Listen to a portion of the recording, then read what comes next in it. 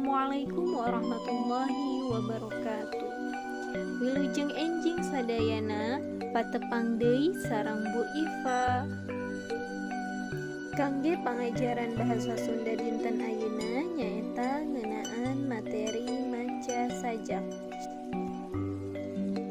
Maca sajak kawalan HD. Nah, artinya membaca sajak dengan baik. Dina maca sajak, urang kudu nitenan lapal jeung lentongna. Lian ti eta oge, urang kudu apal heula kana eusi sajakna. Naha eusina teh pika sedihieun, mere sumanget atawa pika gumbiraeun.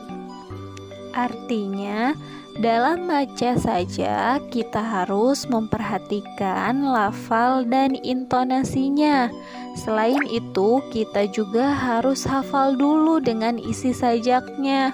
Apakah isinya sedih, memberi semangat, atau menggembirakan?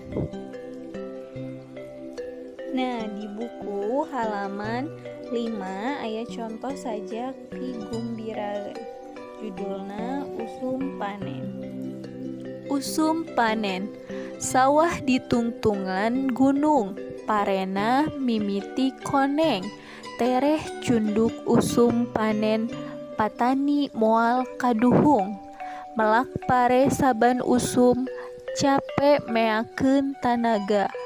Hujanan, papanasan, kasawah mamanggul pacul. Gecruk sawah dipacul. Parena subur, usum tandur, binih dipelak, rapih diatur. Sawah henteu meunang tuhur, hama nyiangkan jauh. Sieuh mun pare mimiti bener, patani tunggu di saung. Usum panen matak bunga, patani geus cape gawe, sawah ngahasilkeun pare.